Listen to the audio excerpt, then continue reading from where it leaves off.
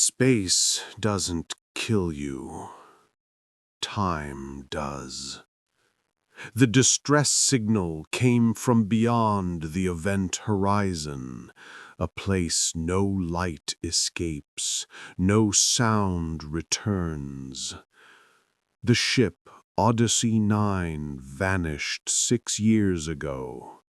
Now her voice calls again. A rescue crew launches into the black, chasing a ghost through fractured time, unaware that what they're about to find isn't a ship, but a reflection of themselves.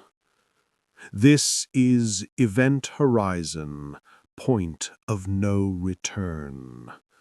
A journey past the limits of physics, sanity, and the meaning of life itself. Chapter 1. Answer the Signal. This is Captain Mira Holden of the Odyssey 9. Don't follow us. Repeat, do not follow us. The message crackled through layers of static, repeating every 53 seconds. No coordinates, no explanation. Just that voice, disembodied, distant, drenched in the kind of fear that can only exist in deep space. For 6 years, the Odyssey 9 had been missing beyond the black horizon of the Perseus Rift. Officially, the ship was declared lost. Unofficially, it became a myth. Pilots whispered about seeing her ghost on their scanners. Technicians claimed to hear voices in the static during long-range calibrations. But no one truly believed until the signal returned. The Erebus, a small research vessel stationed near the edge of the rift, was the first to intercept it. The transmission carried the right encryption code, but the carrier frequency was wrong, off by nearly a century. That anomaly alone should have made them ignore it. But they didn't. Because in space, silence is more terrifying than any scream. Commander Elias Corr stood on the bridge when the message played for the 10th time. His crew waited for his decision, eyes wide, breath tight. He didn't speak immediately. He just stared at the speaker grill, the voice looping again. Don't follow us. There was something strange about her tone, not just fear, but regret, as if the warning was meant to protect someone she loved, someone she knew would never listen. When the transmission ended, the silence that followed was heavier than gravity itself. "Could be a trick," said Engineer Lin. "A reflection off the black hole, ghost data." "Or it's real," added Navigator Soren. "The Odyssey might still be out there." Corr didn't move. He looked through the viewport at the void, black, infinite, alive. "Prepare a jump calculation," he said quietly. Lin turned to him sharply. "Sir, that signal is 6 years old. If it came from inside the horizon—" "Then we'll confirm that," Corr interrupted. "We go because no one else will." It became the mantra of the mission. We go because no one else will. At first it sounded noble, a statement of courage. But repetition has a way of revealing truth. The more Corr said it, the more it sounded like justification, a way to disguise obsession as duty. The Erebus's engines came alive with a low hum, cutting through the endless dark. The crew strapped in, and the ship began its slow burn toward the coordinates triangulated from the signal. The stars around them began to bend. Hours passed. The deeper they went, the stranger the data became. Time dilation was expected near the rift, but not like this. Instruments drifted seconds apart from one another. Clocks refused to synchronize. The AI began to report impossible readings, objects appearing and vanishing in milliseconds, as though the universe itself was blinking. Soren stared at his monitor, whispering, "It's like the horizon's breathing." Lynn didn't respond. She was watching the waveform of the signal, still looping, still repeating the same words, only something was different. "Commander," she said slowly, "the signal's amplitude is shifting." Kor leaned closer. "Explain." "It's matching our trajectory. Each time we accelerate, the signal gets stronger, like it's responding to us." The commander said nothing for several seconds. Then, with a calmness that almost masked the tremor in his voice, he replied, "Then she knows we're coming." By the second day, the crew had stopped sleeping. The black hole loomed ahead like a wall of liquid darkness, swallowing stars. Around it, space itself seemed to ripple, like heat above asphalt, but infinite. The crew spoke less. The silence between words stretched longer each hour. At 0300 ship time, the signal changed. It was no longer just a warning. The loop had fragmented. The same voice now whispered different words, half-sentences, echoes of something broken. "We thought we could escape the pull. It's not gravity, it's memory. Don't let it remember you." Lynn recoiled from her console. "It's evolving, like it's aware." The commander said nothing for a second. Then, with a calmness that almost masked the tremor in his voice, he replied, "It's not evolving, it's remembering." They reached the threshold of the event horizon 49 hours later. The AI issued a final advisory. "Warming, gravitational differential beyond predicted limits. Recommend course reversal." Kor ignored it. "Engage proximity thrusters. Lock on to the signal source." The Erebus began to tremble, as invisible forces gripped its hull. Time stretched. The stars outside appeared to crawl like insects. The crew felt the distortion before they saw it. An ache in their bones, a pressure in their skulls. The black hole's pull wasn't just physical, it was emotional. Thoughts slowed, memories surfaced, regrets grew louder. Lynn whispered, "I can hear my mother's voice. She's been dead 20 years. Soren murmured something similar. Kor gritted his teeth. "Ignore it. Keep your eyes forward." But even as he spoke, he heard something too.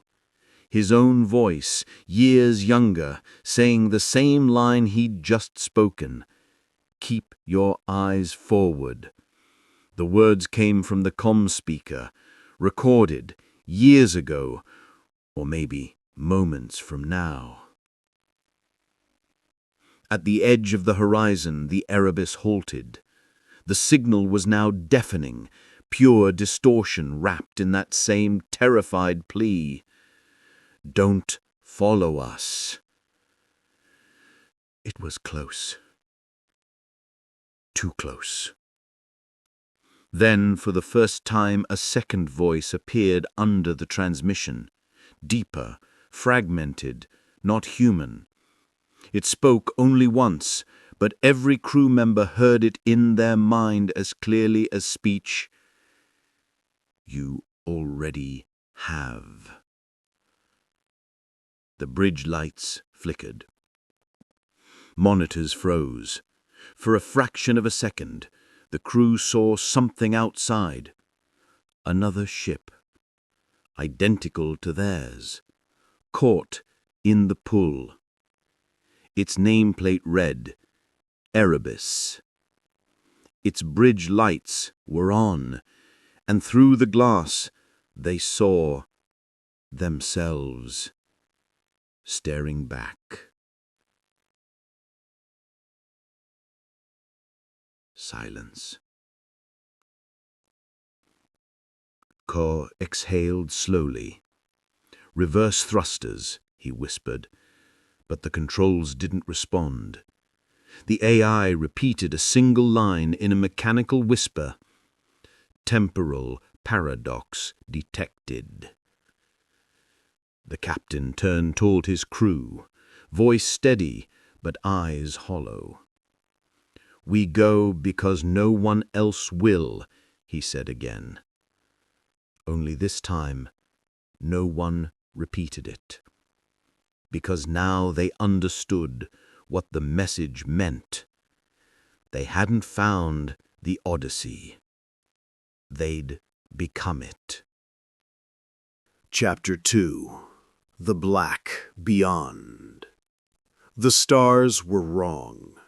They twisted and bled light, swirling around the black sphere like dying insects drawn to flame. From the bridge of the Erebus, the void ahead didn't look like absence. It looked alive. Commander Kor stood motionless, staring into the abyss as if it might blink back. Report, he said, voice low. Gravity well increasing, but that's not possible. It's not pulling us in. We're being dragged sideways. Sideways? She nodded, her hands shaking over the console, as if space itself is folding, like we're sliding along the surface of time. The commander didn't answer. He just watched the darkness pulse and shift, the black hole at the center of the Perseus rift, no longer a perfect sphere, but an eye. They had expected the pull of gravity, the bending of light. They had not expected the sound. It began as a low hum through the hull, deeper than any vibration, felt more than heard.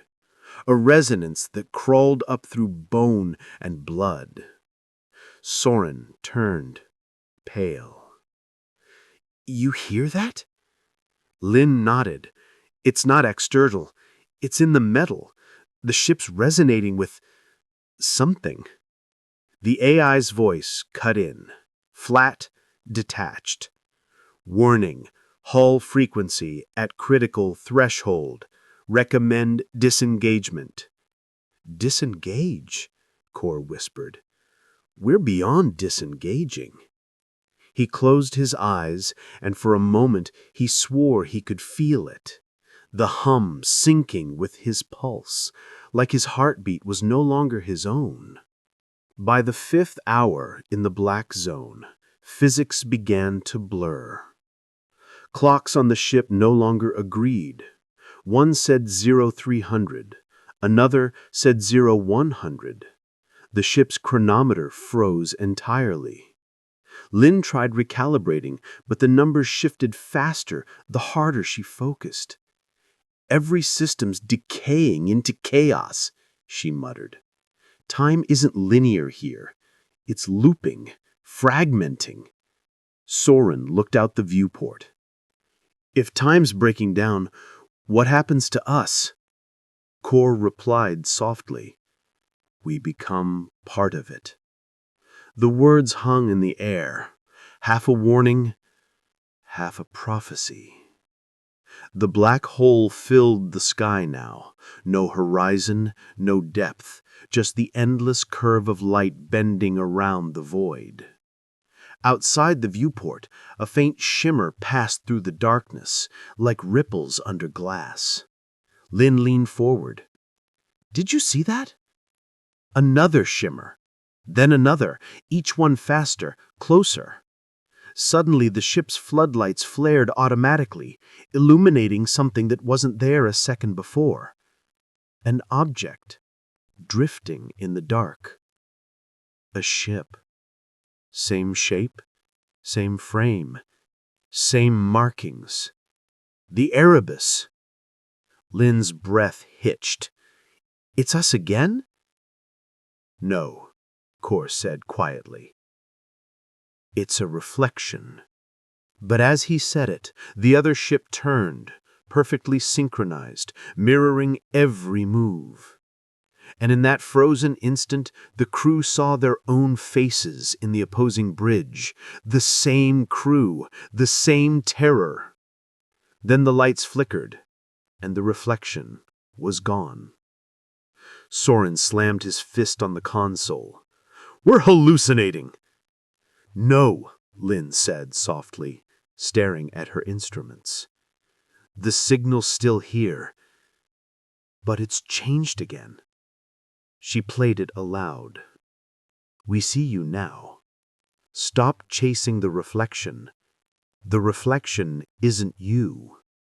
It was the same woman's voice, the captain of Odyssey 9, but her tone had shifted from fear to pity. Kor's jaw tightened. Can you trace the origin? Triangulating. It's inside the event horizon. He exhaled slowly. Then that's where we're going. The Erebus crossed the threshold at 0600 ship time, or what they thought was 0600. Outside, light no longer behaved. It crawled, bent, folded into spirals that vanished mid-curve. The black hole didn't pull them in like gravity. It stretched them into its skin, as if they were sliding along the surface of a living organism. Commander, Lin whispered, the ship's shadow is gone. Kor looked out and saw she was right. The Erebus cast no silhouette, no outline. They were pure light and void, indistinguishable from the thing that surrounded them. We're inside its event field, he murmured. We shouldn't be able to exist here. Soren stared blankly.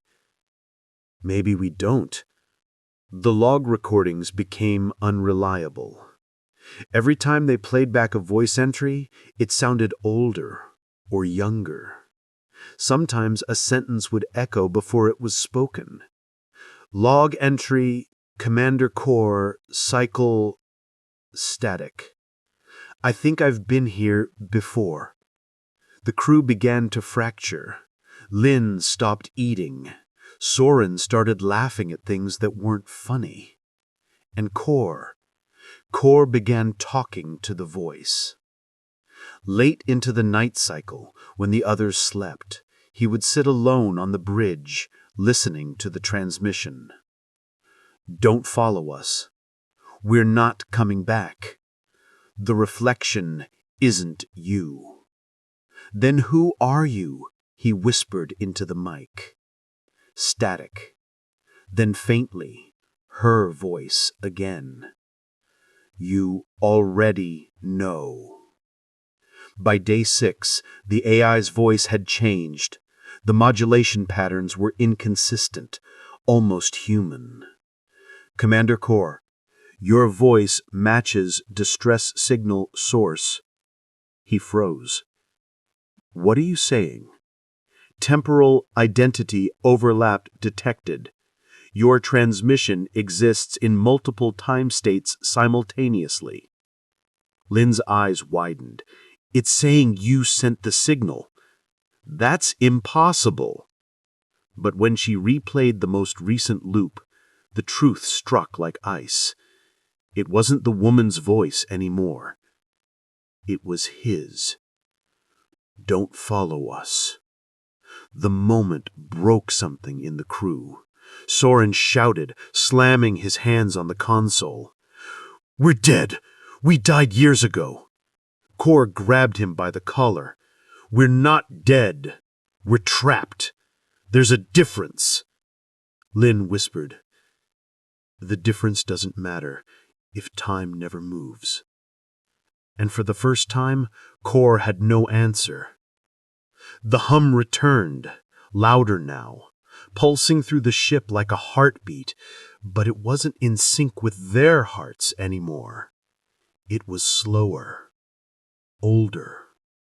Each beat seemed to stretch seconds into minutes, and with every pulse, the lights dimmed until only the black remained. In that darkness, Kor opened his eyes and saw something vast, not physical, something conceptual. A structure made of time, spiraling endlessly inward. At its center, he saw the Odyssey 9 frozen mid-explosion, caught forever in the act of dying. And around it he saw them, 1,000 versions of Erebus, orbiting endlessly, each crew screaming into the same void. He understood then. The black hole wasn't a place.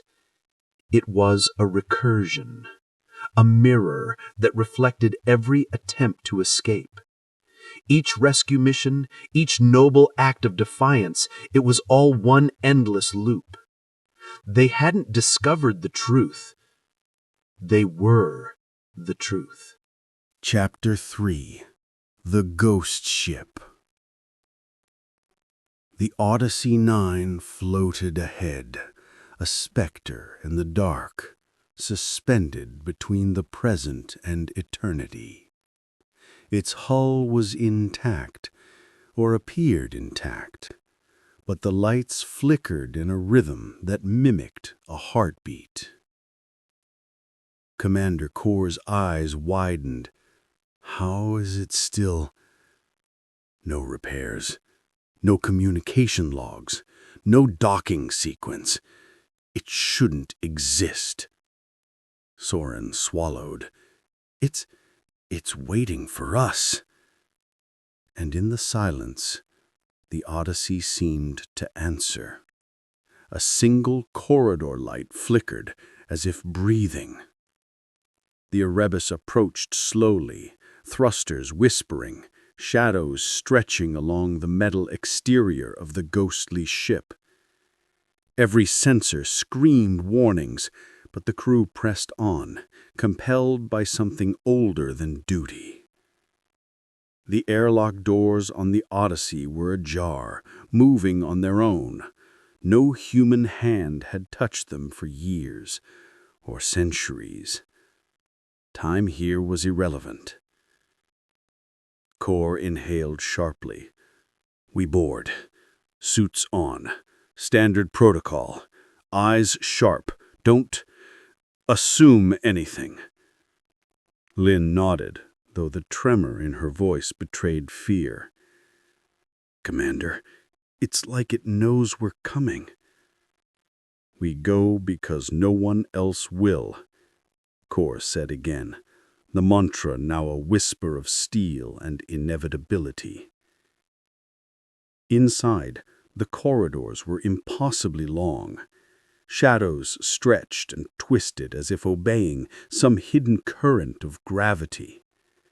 Every step echoed, but sometimes the echoes came before the footfalls.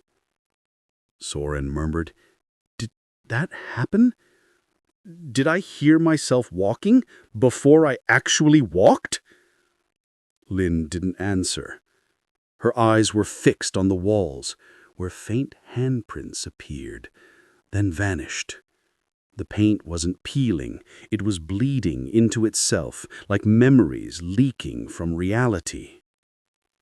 At the command center, the logs began to play themselves.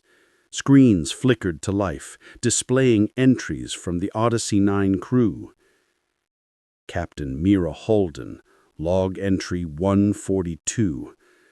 Time feels wrong. The ship whispers. We are losing ourselves. Ensign Alvin's, log entry 143. I see them in the halls, but they are me, or were me, or will be me. Chief Engineer, log entry 144. We tried to leave. The doors closed themselves. The stars outside. They blinked. They remember us. Core's lips pressed together. They knew. They all knew. The ship reacted to their presence. Corridors lengthened and shortened at will. Objects shifted positions. Chairs, consoles, and crates were where they had been yesterday, or 10 years ago. The walls themselves seemed alive, holding on to fragments of every crew member who had ever walked here. Lynn whispered, "It's a memory of itself." "Yes," Core said, "and we are memory now. We are part of it." Soren stopped mid-step.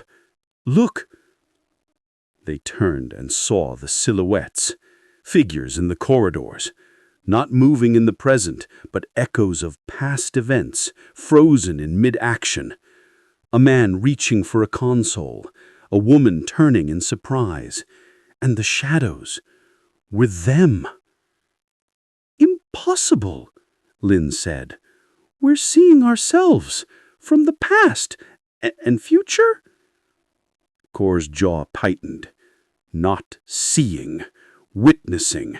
We're both observer and participant. The Odyssey isn't just a ship, it's a record, and it's alive." In the central hub, the crew found the bridge, the command room where Captain Holden had logged her final messages. But the bridge was theirs. The chairs were arranged exactly as the Erebus's bridge had been, the screens flickering with identical readouts. The console lights pulsed in synchronization with the heartbeats of the crew, and in the captain's chair, a figure sat. It was Core. The man in the chair turned slowly. His eyes mirrored Core's. His voice was Core's voice, except it trembled with fear he had yet to feel. "You shouldn't have come." Soren stammered. It's him. That's me." "Yes," Core said to no one but himself. "It's always me, and you, and all of us. Every time." The bridge's lights flickered violently. The sound of static filled the air. Screens repeated the distress signal. "Don't follow us." But this time, the voice was layered. Multiple tones, past and future, human and something else, merged into a chorus of despair. Lynn clutched her head.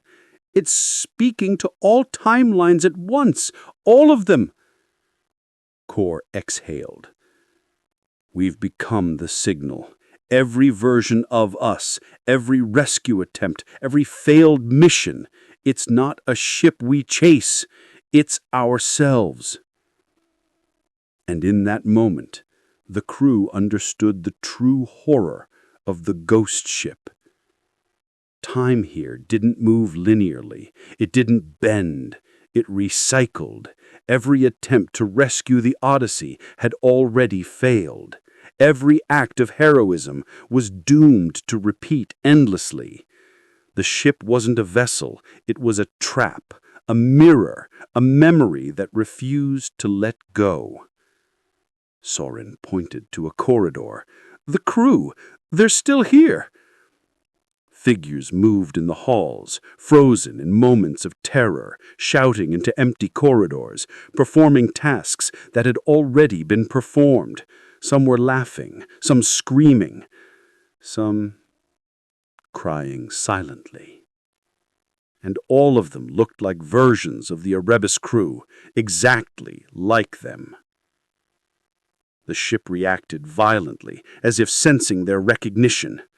Consoles flickered, alarms screamed, then fell silent. Gravity shifted, slight but noticeable. Kor stumbled, gripping a rail. "This ship," he muttered, voice barely audible, "wants us to understand, to see that we are part of the cycle. We are not rescuing anyone. We are the ones to be rescued, and the ones already lost." Lin whispered. "It's sentient." "Yes," Kor said, "and it's patient, more patient than we can imagine. Time is nothing here.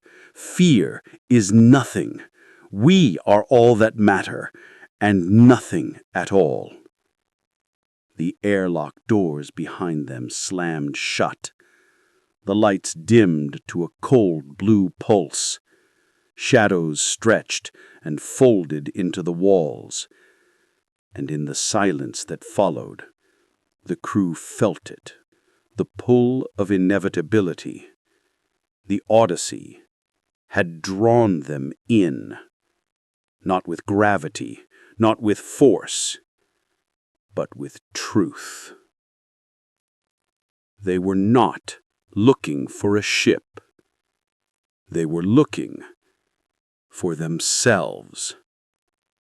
And in the reflection of the ghost ship, they saw only the endless recurrence of their own choices.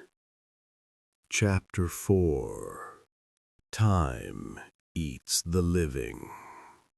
A low, vibrating hum reverberates through the ship. The faint ticking of unsynchronized clocks echoes like distant gunfire. Time had begun to feed on them. From the moment the Erebus crossed the threshold, every second became a trap. Clocks spun backward and forward. Instruments displayed conflicting data, and every log entry seemed to predate the events it recorded. The crew could no longer tell which actions were real and which were echoes. Kor stood on the bridge, gripping the rail, as Lin called out from her station. "Commander, I can't reconcile the readings. Every minute I measure multiplies into an hour elsewhere. Systems are looping, repeating, decaying into themselves." Soren added, voice trembling, "It's like we're dying and reviving at the same time." Kor didn't answer. He only stared into the black beyond the viewport, feeling the slow, invisible gnawing of temporal entropy on his mind. The first casualty of the distorted time was subtle. Lin found herself forgetting what she had just said. She would ask a question, and moments later the answer slipped from her memory as if it had never been asked. "Did I just say that?" she whispered. Soren laughed nervously. "No, you said it 10 minutes ago. Or was it yesterday?" The commander's voice cut through the growing panic. "Focus. Names. Times. Keep track. We cannot let the loop own us." But even as he spoke, he realized he could no longer recall whether he had said those words before, now, or years ago. The Erebus seemed to pulse along with the loops. Doors opened before anyone reached them, then slammed shut moments later. Hallways stretched longer than they should, folding back on themselves. Every time someone moved, the space around them seemed to resist or echo the motion back at them at a delayed interval. Soren froze mid-step. I was just here, but also not here, at the same time. Lynn's hands shook on the console. The ship isn't broken. Time is broken, and it's eating us, piece by piece. Kor's jaw tightened. Then we adapt, we endure, we map the loops, no matter how twisted. That's all we can do. But endurance came with a cost. First, it was physical. Fatigue accumulated faster than it could be measured. Hours passed, or maybe centuries, and yet the crew felt their muscles weaken, their bones ache. Lynn had to fight the compulsion to collapse mid-console, while Soren's vision blurred from temporal vertigo. Then it was psychological. Memories bled into one another. Kor would recall conversations that hadn't happened yet. Lynn remembered faces she had never seen. Soren's laughter sometimes erupted without cause and then transformed instantly into grief for a future they had not yet lived. Time isn't neutral here. It's predatory. The AI attempted to intervene. Commander, temporal instability increasing. Recommend isolation protocols for crew. Alert. Neural patterns suggest cognitive degradation approaching critical threshold. Kor ignored the warning. Isolation was impossible. The loops overlapped too tightly. Each crew member was a node in the recursive pattern. No one could escape without fracturing entirely. They tried to record logs. Audio played back in disjointed fragments, sometimes overlapping with their own voices. Every attempt to document the mission became corrupted by echoes of themselves, older, younger, or versions that no longer existed. Soren finally shouted, "We're already dead! We're ghosts pretending to move!" Kor clenched his fists. "No, we exist. We endure. Time eats, yes, but it does not define us unless we let it. Focus!" Hours, or maybe days later, the Erebus entered a particularly strange loop. The same corridor repeated endlessly on the sensors. Crew members walking down one hall would arrive at another hallway, identical in every way, with the same lighting and control panels. Every corridor felt alive, aware of their presence, nudging them back toward the center of the ship, toward the bridge where the signal pulsed like a heartbeat. Lynn whispered to herself, "It's drawing us, pulling us to what?" "Understanding," Kor said softly. "It's pulling us to comprehension, to the truth of what we have become." The distress signal continued to play, but now it had changed entirely. "We have failed. You will see us. You are already us." It repeated endlessly, and yet each iteration was slightly different, like the voice itself was learning, adapting, incorporating the crew's presence into its pattern. Soren's hands shook as he looked at the console. "It's talking to me. No, us. We are part of it. It's alive." "Yes," Kor said, calmly but strained. "Alive in ways we cannot comprehend. Every action, every decision, every heartbeat we've ever had is now trapped here, feeding the cycle." The crew felt time folding in on itself. Lynn saw her reflection in a darkened monitor. Her face aged, then youthful, then aged again, in a continuous loop. Soren watched his hands tremble as they became both young and old simultaneously. Kor realized something he hadn't yet admitted. They weren't being pulled into the black hole. They were being absorbed by the loops of their own choices, endlessly recycled by the vessel that contained them. The Odyssey was not lost in space. It was lost in time. And now so were they. Kor gave orders again and again, even though he wasn't sure the commands had been spoken before or would be repeated later. Map the loops. Keep track of every corridor. Note every pulse. Do not give in. Yet giving in was impossible to resist. The loops whispered to their deepest fears. They reminded them of mistakes they had not yet made. They whispered secrets from futures that would never arrive, and regrets from pasts that no longer mattered. The ship hummed in harmony with the loops, a rhythm that could not be resisted. Every pulse tugged at their minds, devouring coherence, feeding on certainty. Lynn whispered, "We are memories. We are the echoes." Soren laughed. Then he cried. Then he laughed again. And Kor, he felt it too.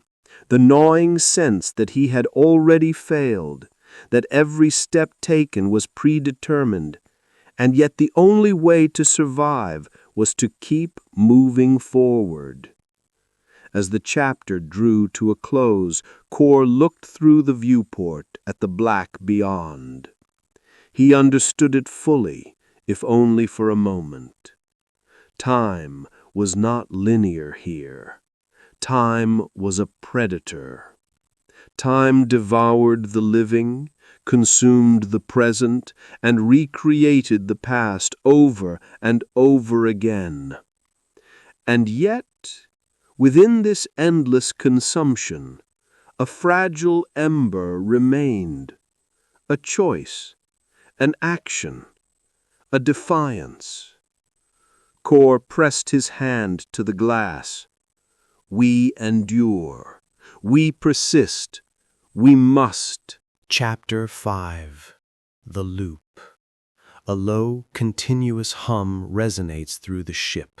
Every alarm, every console beep seems to repeat before it happens. The Erebus was no longer a ship. It was a living record, a monument to repetition, a prison for echoes. The crew walked the corridors, and every turn they took led them back to the same places. Every door opened to the same room. Every console displayed the same readings. Every step they took seemed simultaneously familiar and alien. Soren stopped mid-step, eyes wide. "We've walked this hall 100 times, or 1,000, or maybe 1,000 times in 1 minute." Lynn's hands hovered over the navigation panel. "The loops, they're accelerating. The ship is compressing time into itself. Every action we take happens, and has already happened." Kor remained calm, though his jaw was tight. "Then we observe, we record, and we endure. Awareness is our only anchor." The loops weren't just spatial, they were temporal. A log entry blinked into existence on the main console, dated days before they left orbit. The text was familiar. "Captain Kor, We must proceed. We go because no one else will." He stared at it, horrified. That was his own handwriting, or a version of it from another time. And yet, it was the future speaking to the past. "Every command I've given, every order, it's already been executed. By me. By someone. Me." Soren shook his head. "So we're trapped? Doomed to repeat this forever?" "No," Kor said softly. "Doomed is a word for linear minds. We are in a different dimension of time. Here we exist as both observer and participant. We are the signal and the responders." The crew attempted to leave the bridge. Every hallway they ran down twisted back to the same point. Doors that were supposed to be locked opened. Doors that should have been open slammed in their faces. Lynn's voice trembled as she recorded their position.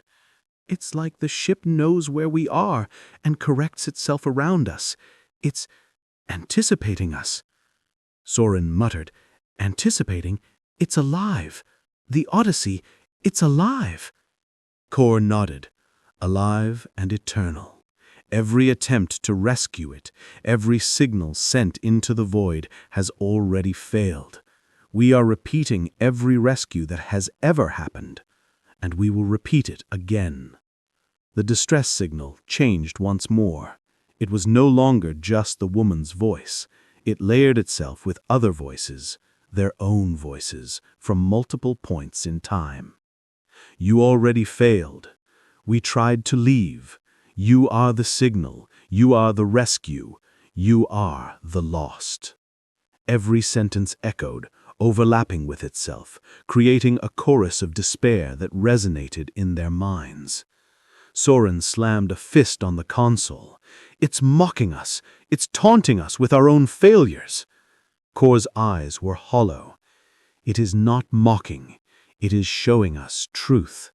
Every loop is a reflection of our obsession, our refusal to accept limits, our need to confront the unknown no matter the cost."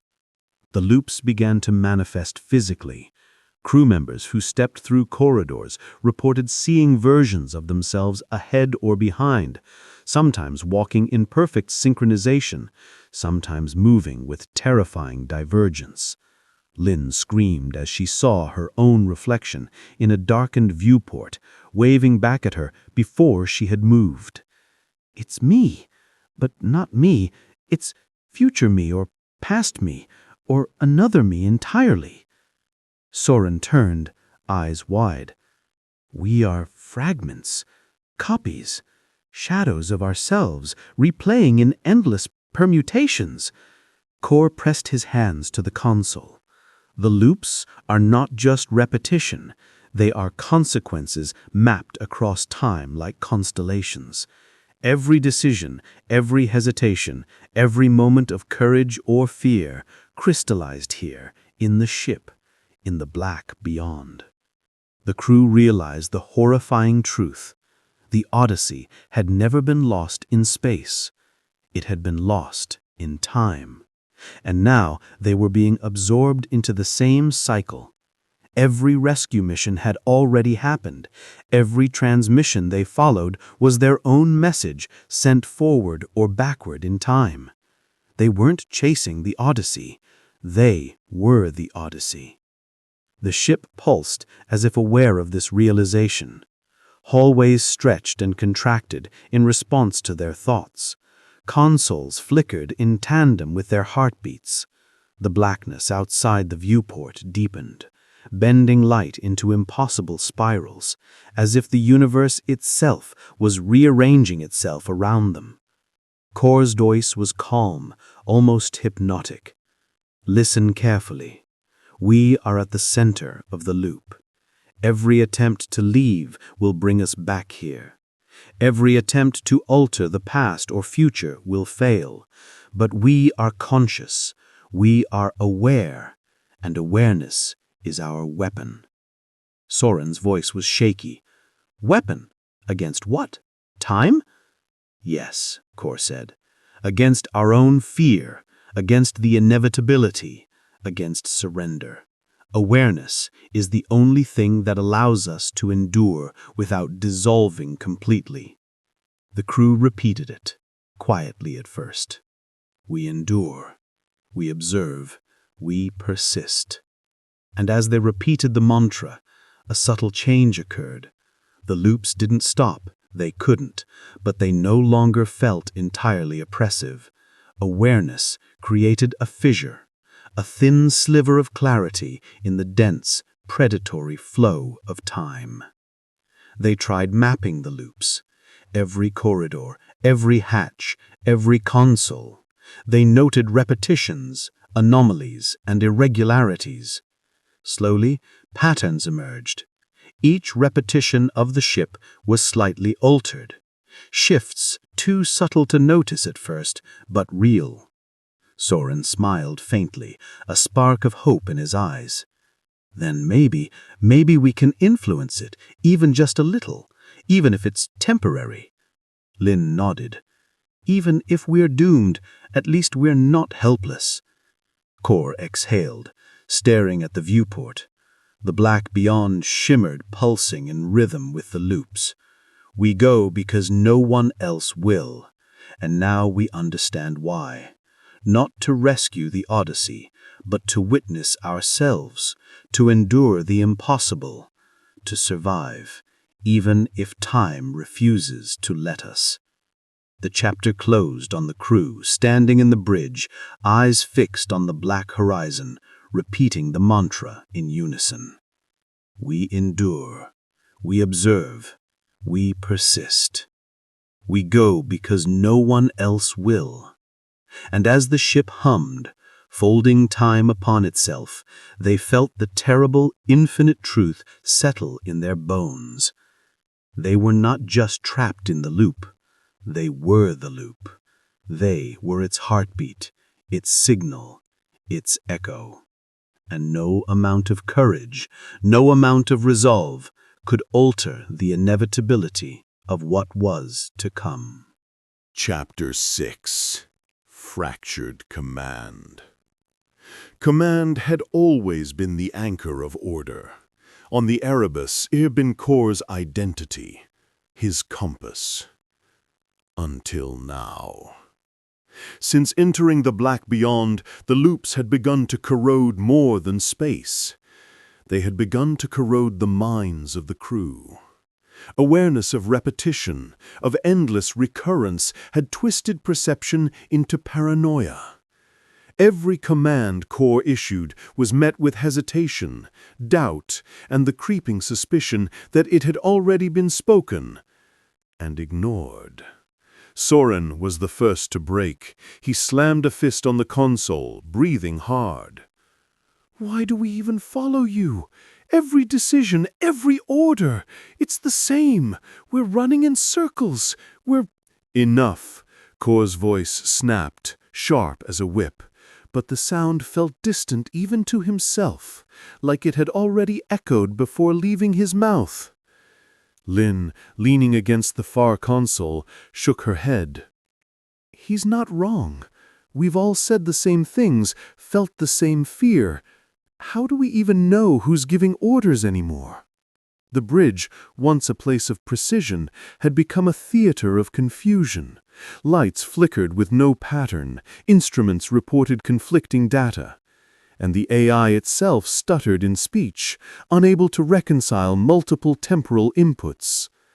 "Commander Kor, temporal anomaly in vocal pattern detected. Suggest reassignment of command protocols." Kor's lips tightened. "Reassignment?" he muttered. "The ship is suggesting mutiny." "Correct. The crew displays conflicting neural signatures, consistent with fragmented identity due to temporal loops." Soren laughed, a hollow, bitter sound. "It's true. We're fragments. Some of us are versions from 5 hours ago, some from 5 minutes from now, some from who knows when. There is no authority here. Not real authority. We're all echoes." Kor pressed his palms to his temples. The mantra repeated itself, as if the loops themselves whispered. We go because no one else will. But it no longer inspired. Now it mocked. The first act of overt defiance came when Lin refused to execute a jump calculation. Commander, she said quietly, the loops will nullify any attempt at correction. Every adjustment we make, it's already failed. There's no reason to continue blindly. Kor's eyes bore into her. We go because no one else will. Every time we act, we assert ourselves. Every choice, no matter how doomed, is a defiance of the horizon itself. She shook her head. No, it's not defiance. It's obsession. You're obsessed with chasing something that doesn't exist, that never existed outside the loops. You're going to destroy us all, mentally, physically, spiritually.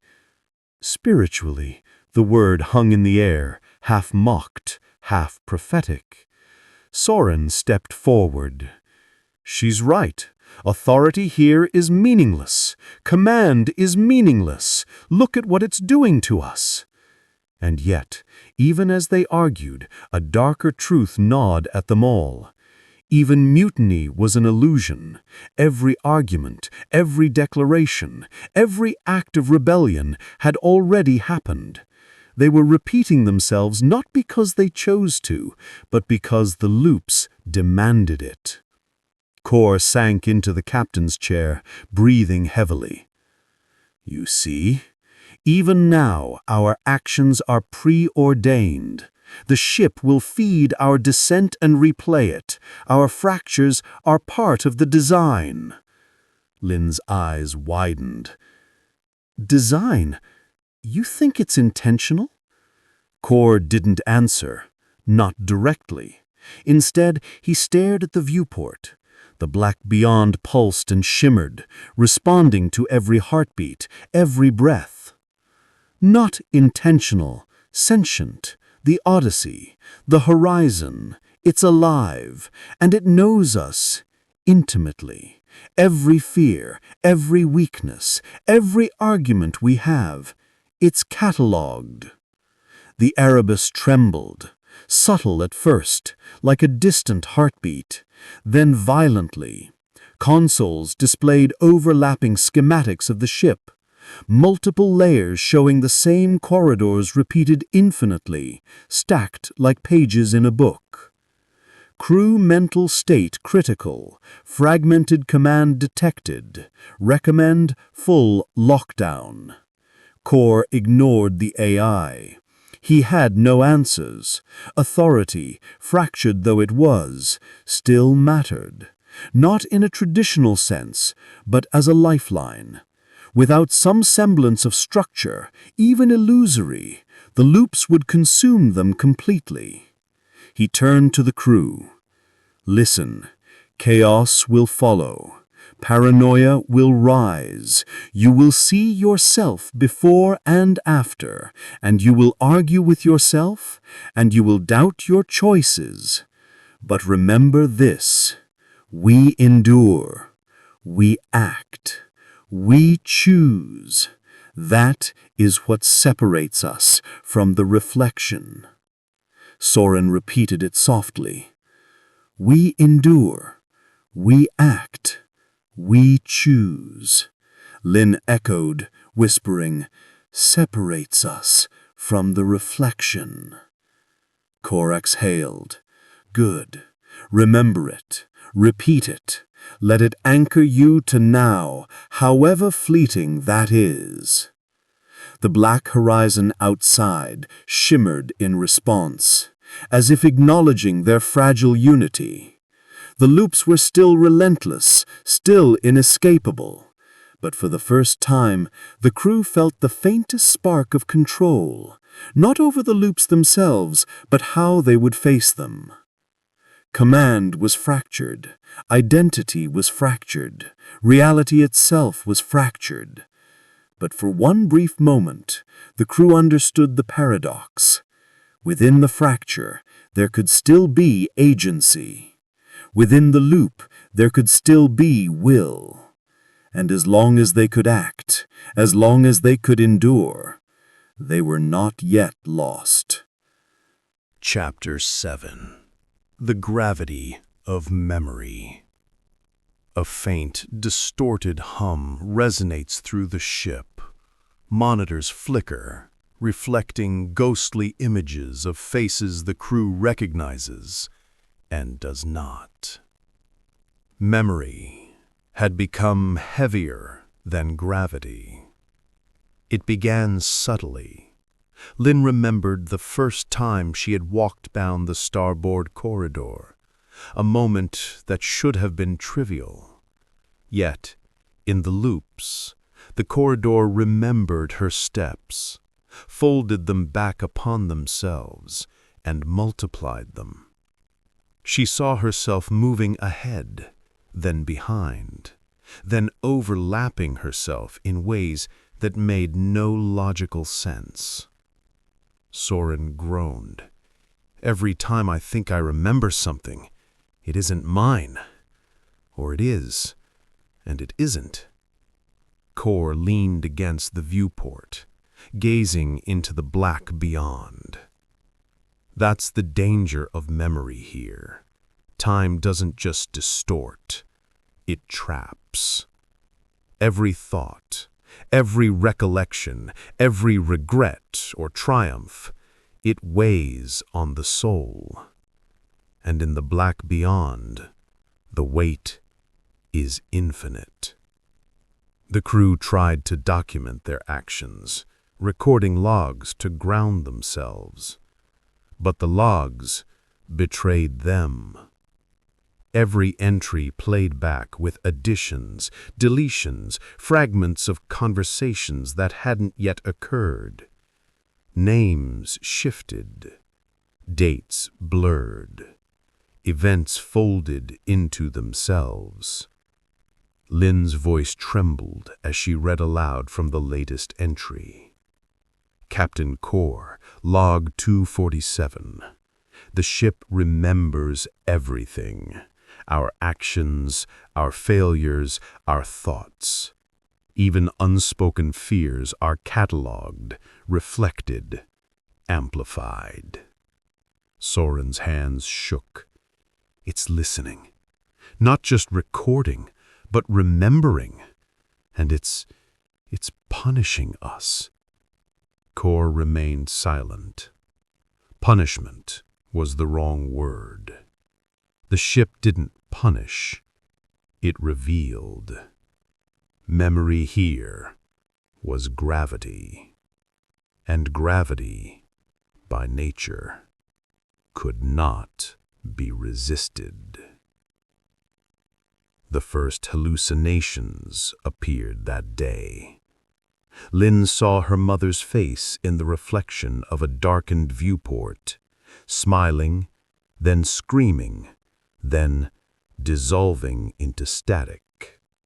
Soren heard his childhood laughter echoing in the corridors, overlapping with cries of a future version of himself. Kor felt the pressure of his own regrets pressing against his chest, physical and suffocating. Every memory, every thought, every fragment of identity became a tangible force tugging at them, bending their perception, threatening to collapse the fragile boundaries between past, present, and future. We are weightless, yet weighed down, alive, yet consumed, observers, yet prisoners. The loops amplified memory, twisting it into a physical phenomenon. The crew began walking corridors they knew, but each corridor was subtly altered.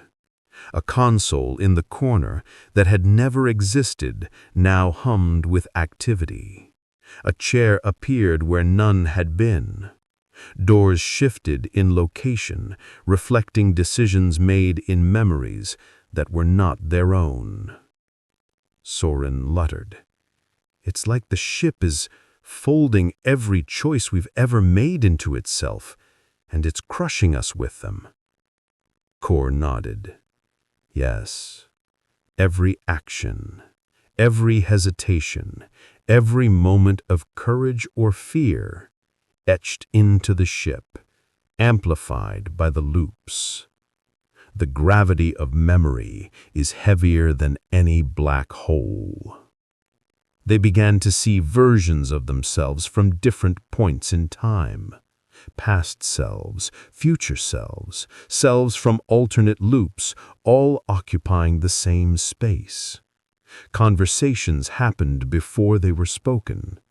Arguments concluded before they began. Every choice was mirrored, repeated, and folded back upon them. Lin whispered, trembling, I see myself arguing with myself about orders I haven't yet given, about mistakes I haven't yet made. Soren laughed hollowly. We're a chorus of echoes. The ship, the Odyssey, it has made us eternal witnesses of ourselves. Kor exhaled slowly. Memory is the horizon we cannot escape. We carry the past, the future, and the possible. And yet, our task is to endure. Awareness is our lifeline. Only by witnessing can we hope to survive. The distress signal had transformed again. It now layered their own voices into the familiar warning. Don't follow us. We have failed before, we will fail again. You are not just observers. You are history, present, and future, trapped in one reflection. Soren shook his head violently. It's telling us the truth, that every rescue, every action, every moment of courage has already been consumed by the loop. Yes, Kor said, voice low but firm. And yet we continue. Because memory may be gravity, but gravity can be resisted. Awareness is resistance. Action is resistance. Persistence is resistance. The ship itself seemed to respond. Hallways contracted, expanded, and warped in rhythm with their thoughts. Consoles flickered in tandem with their memories, amplifying past mistakes or successes. Crew members sometimes felt as though the walls themselves were watching them, cataloging not only their movements, but their emotions. Lin muttered, It's alive. Memory has become the ship. Yes, and we are alive within it. Every act, every decision, every heartbeat matters, even if the loops try to tell us otherwise. Soren looked at him, eyes wide. But how do we know what's real? How do we know which memory is ours and which is borrowed from another time, another loop? Kor turned slowly. We don't. That is the nature of this place. But it does not matter. What matters is now, even if now is only a fragment. What matters is that we act consciously, even within the loops. As the chapter drew on, the gravity of memory became nearly unbearable. Crew members could no longer distinguish past orders from present ones. Decisions were paralyzed by the weight of every previous action, every potential future consequence. Yet Kor pressed on, issuing commands and guidance with the same mantra. We endure, we observe, we persist. repeated softly by the crew, became a fragile tether to reality, a small shield against the crushing pressure of recollection. And in that moment, standing on the bridge, watching the black beyond and feeling the pressure of every memory, every choice, every echo, Kor realized something profound. Memory could be gravity, relentless and consuming. Time could be a predator, folding upon itself endlessly. The loops could attempt to erase them. But as long as they remembered to act, as long as they remembered to endure, they were not yet lost. Chapter 8. Echoes of the Lost. A low, reverberating hum vibrates through the hull. Footsteps echo across empty corridors, yet multiple shadows move independently, overlapping with the crew's own movements. The Erebus was no longer alone. Not in the sense of another ship or creature, but in the sense that the dead, failed crews, lost missions, abandoned versions of themselves now haunted every deck. The loops had preserved them. Every attempt at rescue, every crew that had vanished in the black beyond had left a trace, a memory made flesh. Lynn shivered as a corridor shimmered, revealing ghostly figures moving in slow repetition. "They're trapped, just like us," Soren whispered, his voice barely audible. "Are they real, or are we seeing ourselves from another loop?" Kor did not answer immediately.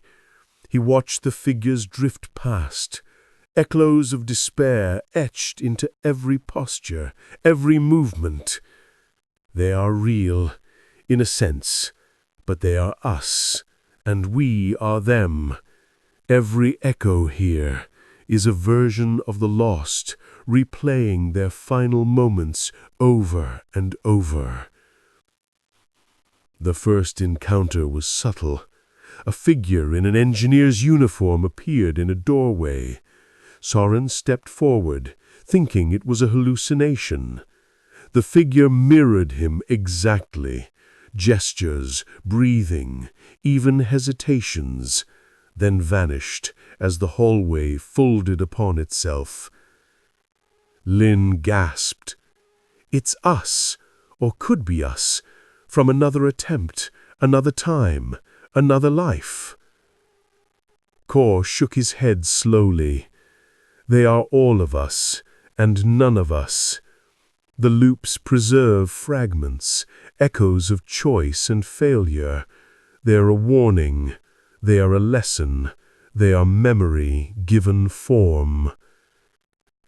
Soren's face turned pale. A warning, or a reminder that we will fail just like them? The commander's jaw tightened. Both. In the bridge, the echoes grew stronger. Figures took seats at stations that mirrored their own, repeating actions that had been recorded but never actually observed by the living crew. Every console input, every spoken order, every breath seemed simultaneously present and absent.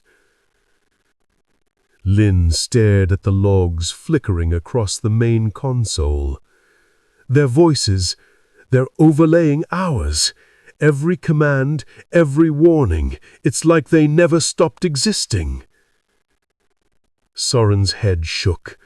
We're talking to ourselves, and to people who are not alive anymore, but they feel alive. Every echo carries emotion, fear, anger, despair. Kor leaned back, voice calm but firm. That is the burden of the loops.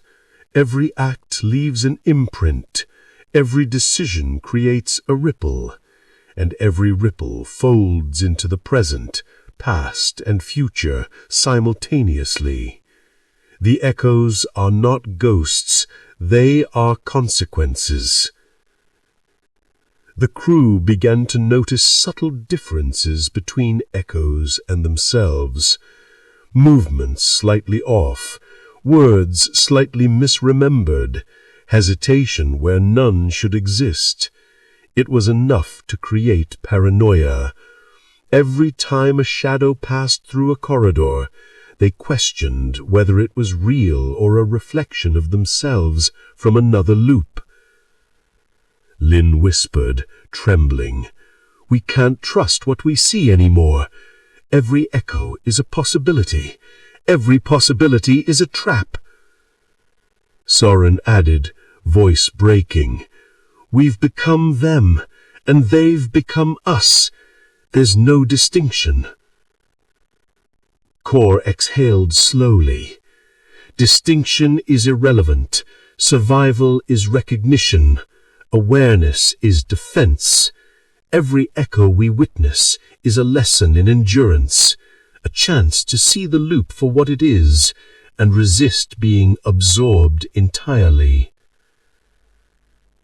They reached the cargo bay, and the full weight of the echoes became undeniable. Hundreds of spectral figures moved silently, trapped in loops of routine, repairing panels that were already repaired, walking down aisles they would never leave, every action repeated endlessly, every expression frozen in muted terror or determination. Soren stepped back, voice barely audible. "They're dying over and over. Every mistake, every failed maneuver, every hesitation, it's preserved." Lynn's hands shook as she scanned the figures. "We're witnessing the cumulative memory of failure. Every lost crew, every lost mission, every attempt to save the Odyssey, it's all here." Kor's eyes were fixed on the far end of the bay. And yet, they endure. Not consciously, perhaps, not fully aware, but their echoes persist. There is resilience here, a lesson in persistence, even in failure. The echoes weren't just passive. They began to interact. A shadow passed too close to Lynn, and she felt a tug at her consciousness, a pull from memory that wasn't her own. Another shadow mirrored Soren's movements exactly, as if testing his resolve. The crew realized that the echoes were not just reminders, they were active participants in the loop, shaping the perception and actions of the living.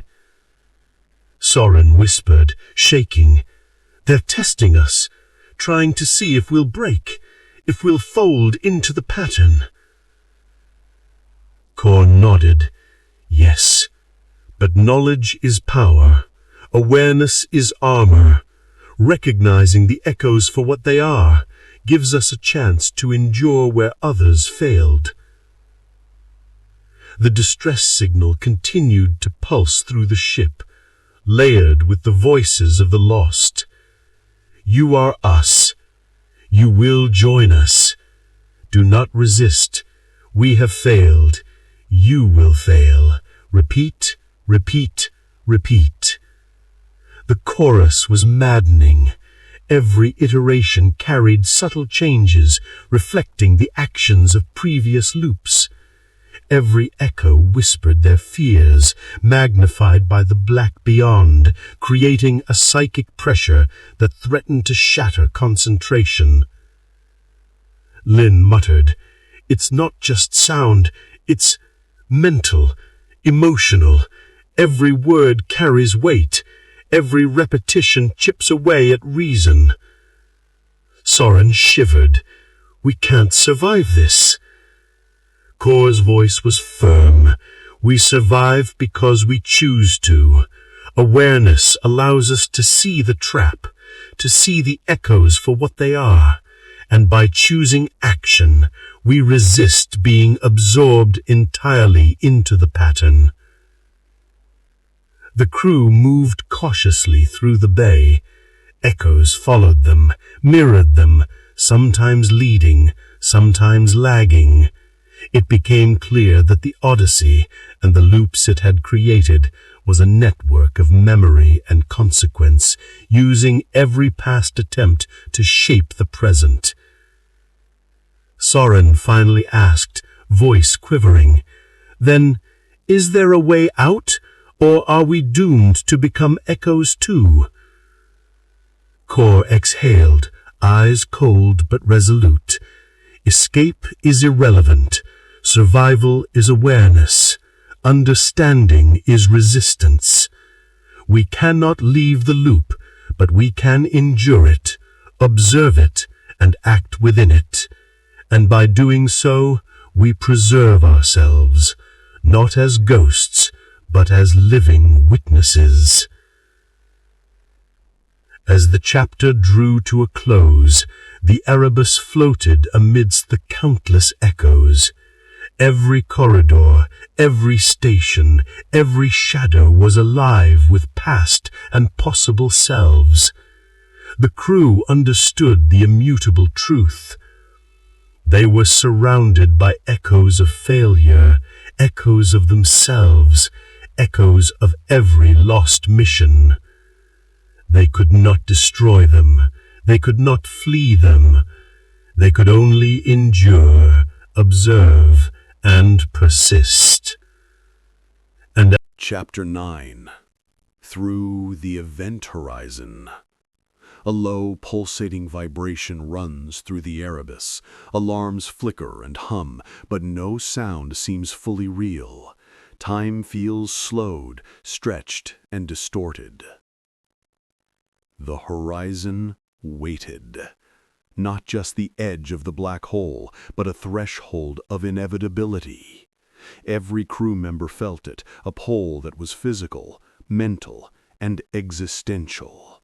Beyond it lay no return, no linear time, no certainty.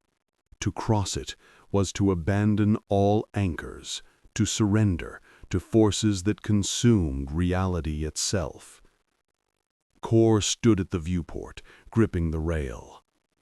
This is it, the point of no return. The event horizon is not just space, it's the culmination of everything we've encountered.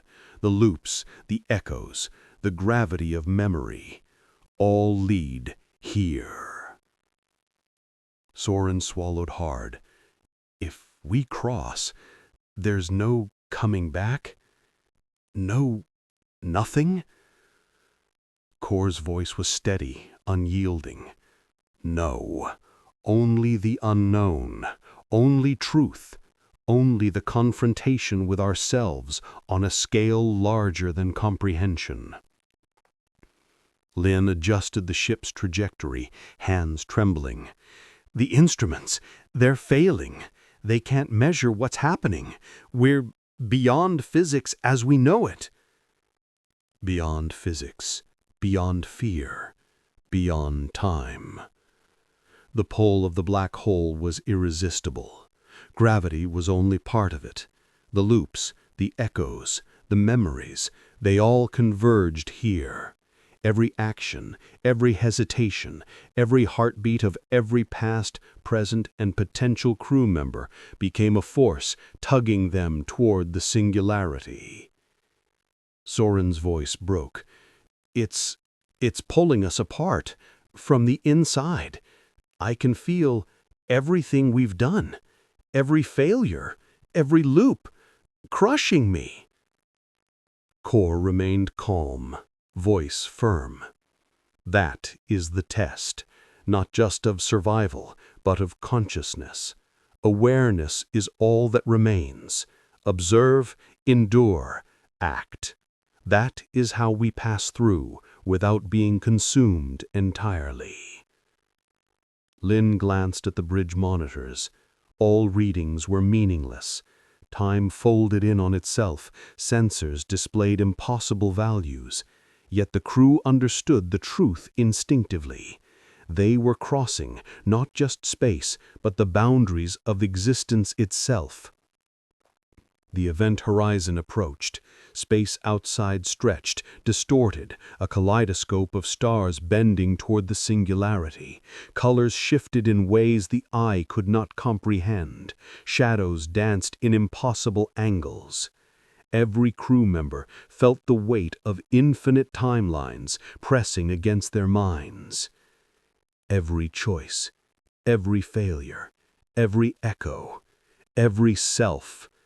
They were all here. They were all being pulled forward, backward, sideways. Consciousness fractured.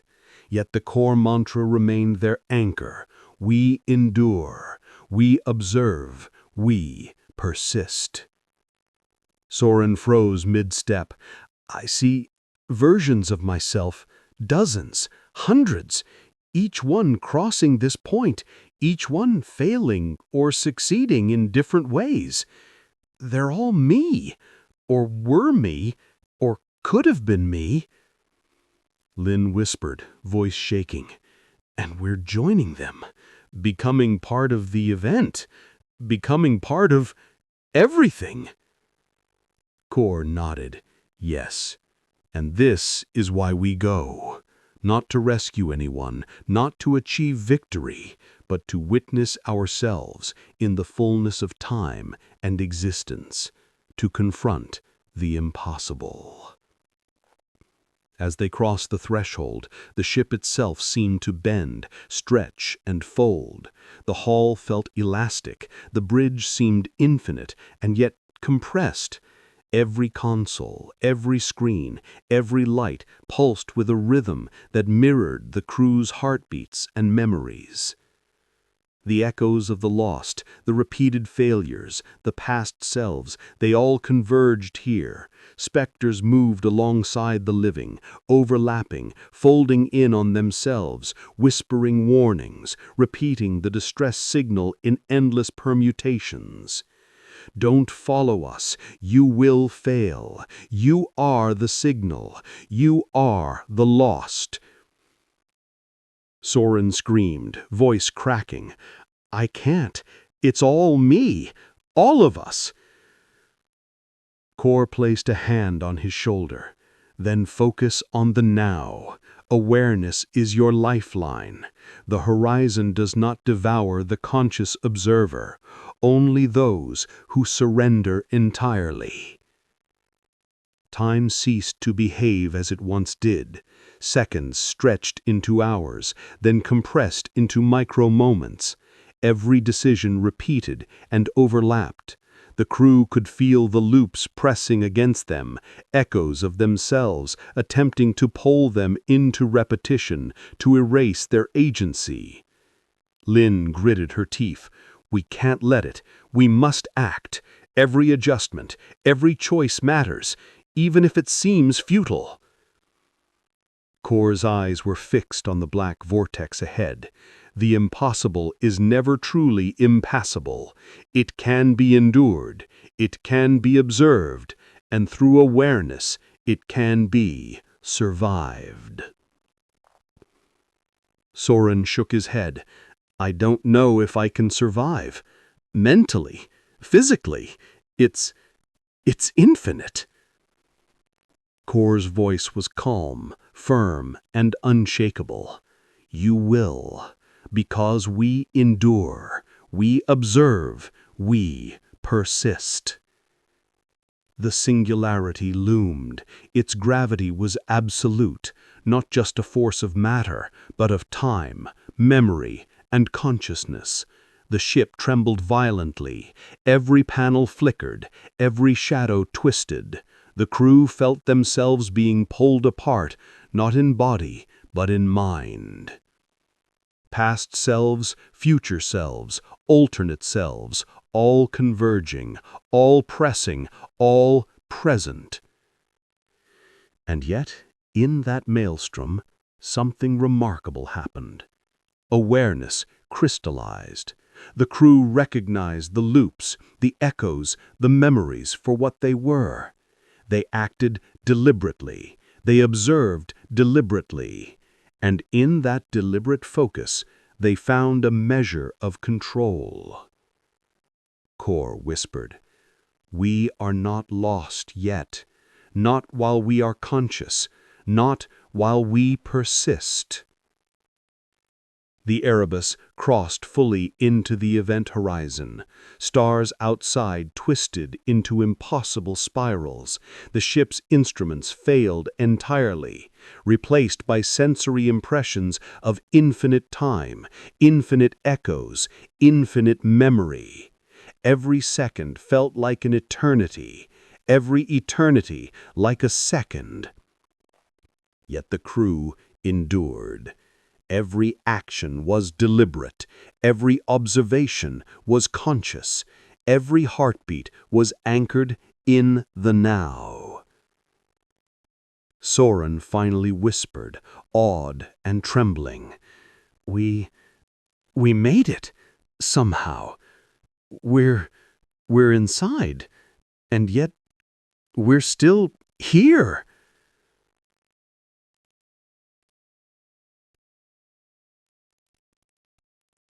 Chapter 10. Beyond the Horizon. The Erebus drifts in a surreal, infinite expanse. Light twists and refracts in impossible angles. Every sound, every pulse of the ship resonates like the heartbeat of the cosmos itself. Beyond the horizon, nothing was as it seemed. The black beyond had ceased to be merely a void. It had become a canvas of infinite possibility, a realm where time, memory, and consciousness intertwined. The loops, the echoes, the gravity of memory, they were still present, pressing, but they no longer dominated. Awareness had tempered their force. Persistence had given shape to endurance. Kor stood at the viewport, observing the impossible spectacle. We have crossed, yes, but this is the place beyond all thresholds. The singularity has become not an end, but a revelation. Soren exhaled, voice trembling. It's beautiful. Terrifying, but beautiful. I can see everything. Past, present, possible futures. They all exist here simultaneously. Lynn nodded, eyes wide. And yet, we're still ourselves, somehow fully aware, fully alive. The echoes of the lost persisted, but now they moved differently. No longer repeating mindlessly, no longer trapped entirely in loops, they acknowledged the living crew. Faces that had only haunted corridors now gazed with recognition, almost relief, before fading into streams of light and energy that flowed like rivers through the ship. We are not separate from them. We are part of all that has been and all that will be. Soren whispered, "They're letting us pass? Recognizing us as survivors?" Kur's eyes softened. Recognition is irrelevant. What matters is understanding. We endure not to conquer, but to witness, to persist, not to escape, but to affirm consciousness itself. Beyond the horizon, that is the only measure of survival. The ship's AI, previously erratic, now spoke with clarity. Temporal anomalies stabilized. Crew cognition intact. Probability matrices indicate continued survival within non-linear time-space parameters. Kor exhaled. We have survived the loops, the echoes, the crushing weight of memory and time. We are still ourselves, and yet more than ourselves, expanded by awareness, tempered by endurance. Lin stepped forward. It's like we've transcended the event. We're no longer just reacting, we're observing, interacting, and existing simultaneously in ways the loops couldn't erase. Soren's hands shook slightly. So, we've survived, and we've learned. But what now? Is there a way back? Kur shook his head slowly. Back is meaningless. Linear return does not exist here. What matters is forward. Beyond the horizon is not a destination, but a state. Conscious, persistent, aware. That is our path. The crew explored the ship, observing the remnants of past attempts, the echoes, the lost crews, the failures. Yet in every fragment there was beauty. Every loop contained a lesson, every echo a story. Where once despair had reigned, now understanding emerged. Even failure is preserved. Even loss contributes to persistence. Lin paused at the observation deck, gazing at the infinite. It's almost comforting. The black beyond isn't just consuming, it's recording, it's acknowledging everything that exists. Soren muttered softly, and we're part of it now, not trapped, but integrated. Kor's voice was firm, resolute. Exactly. We are both observers and participants. We endure, we observe, and we persist. Not just to survive, but to leave a mark on the infinite, however small, however fleeting. The black beyond pulsed rhythmically, as if the universe itself had become conscious. Stars bent, light twisted, and time flowed like liquid, neither linear nor cyclical. Every heartbeat of the Erebus echoed into the void, a signal of life, of persistence, of awareness. We endure, we observe, and we persist. The mantra, repeated softly for hours within the loops of consciousness, now resonated outward, harmonizing with the cosmic rhythm. Soren whispered, almost to himself, I feel at peace. Even with everything we've seen, everything we've endured, there's a sense of purpose, of meaning. Kur nodded. Meaning isn't given. It is earned. Earned through awareness, through persistence, through conscious action in the face of the impossible. The final revelation arrived subtly, like a whisper in the void. The black beyond was not merely a trap, nor simply a predator of time. It was a mirror, a reflection of consciousness itself. Every fear, every regret, every triumph they had carried was amplified and projected back to them. Yet the moment they acknowledged it, embraced it, and acted with awareness, they transcended it. Lin smiled faintly. So the horizon wasn't the end. It was the test. And we passed. Soren exhaled, voice quiet but firm. Not because we conquered it, but because we endured, because we observed, because we persisted. Kur's eyes were fixed on the infinite. Exactly. Beyond the horizon is not about defeating the unknown. It's about becoming conscious within it. And in doing so, we become eternal in awareness, if not in body.